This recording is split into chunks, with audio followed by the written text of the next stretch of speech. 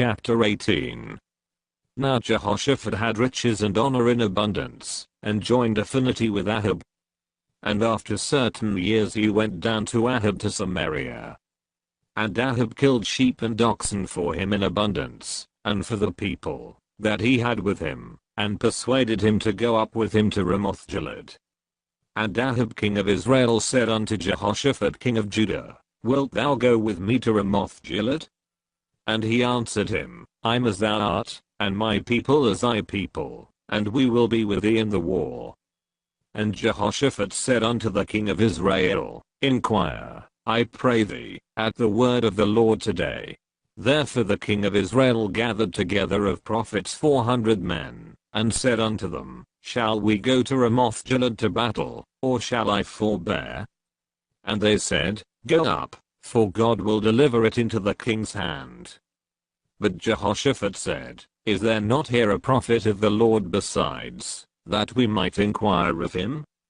And the king of Israel said unto Jehoshaphat, There is yet one man, by whom we may inquire of the Lord, but I hate him, for he never prophesied good unto me, but always evil. The same is Micaiah the son of Imlah. And Jehoshaphat said, Let not the king say so. And the king of Israel called for one of his officers, and said, Fetch quickly Micaiah the son of Imlah. And the king of Israel and Jehoshaphat king of Judah sat either of them on his throne, clothed in their robes, and they sat in a void place at the entering in of the gate of Samaria, and all the prophets prophesied before them. And Zedekiah the son of Chenaanah had made him horns of iron, and said, Thus saith the Lord, With these thou shalt push Syria, until they be consumed. And all the prophets prophesied so, saying, Go up to Ramoth-Gilead, and prosper, for the Lord shall deliver it into the hand of the king.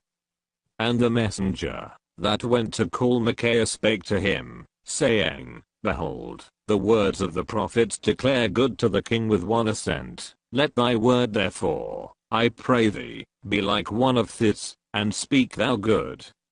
And Micaiah said, As the Lord liveth, even what my God saith, that will I speak.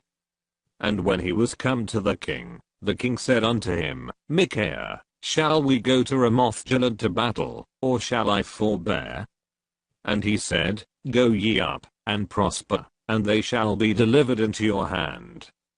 And the king said to him, How many times shall I adjure thee, that thou say nothing but the truth to me in the name of the Lord?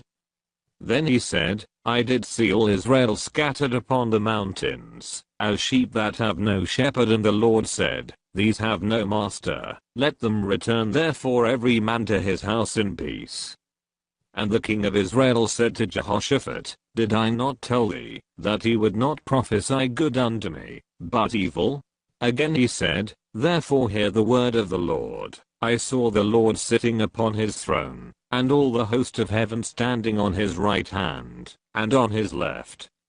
And the Lord said, Who shall entice Ahab king of Israel, that he may go up, and fall at Ramoth-Gilead? And one spake saying after this manner, and another saying after that manner. Then there came out a spirit, and stood before the Lord, and said, I will entice him. And the Lord said unto him, Wherewith? And he said, I will go out, and be a lying spirit in the mouth of all his prophets. And the Lord said, Thou shalt entice him, and thou shalt also prevail. Go out, and do even so. Now therefore, behold, the Lord hath put a lying spirit in the mouth of these thy prophets, and the Lord hath spoken evil against thee. Then Zedekiah the son of Chenaanah came near, and smote Micaiah upon the cheek, and said, Which way went the Spirit of the Lord from me to speak unto thee? And Micaiah said, Behold, thou shalt see on that day, when thou shalt go into an inner chamber to hide thyself. Then the king of Israel said, Take ye Micaiah, and carry him back to Ammon the governor of the city, and to Joash the king's son. And say, Thus saith the king, Put this fellow in the prison, and feed him with bread of affliction, and with water of affliction, until I return in peace. And Micaiah said, If thou certainly return in peace, then hath not the Lord spoken by me? And he said, Hearken, all ye people. So the king of Israel and Jehoshaphat the king of Judah went up to Ramoth-Gilead. And the king of Israel said unto Jehoshaphat, I will disguise myself, and will go to the battle, but put thou on thy robes. So the king of Israel disguised himself, and they went to the battle. Now the king of Syria had commanded the captains of the chariots that were with him, saying, Fight ye not with small or great, save only with the king of Israel. And it came to pass, when the captains of the chariots saw Jehoshaphat, that they said, It is the king of Israel. Therefore they compassed about him to fight, but Jehoshaphat cried out, and the Lord helped him. And God moved them to depart from him. For it came to pass, that, when the captains of the chariots perceived that it was not the king of Israel, they turned back again from pursuing him. And a certain man drew a bow at a venture, and smote the king of Israel between the joints of the harness. Therefore he said to his chariot man, Turn thine hand, that thou mayest carry me out of the host, for I am wounded.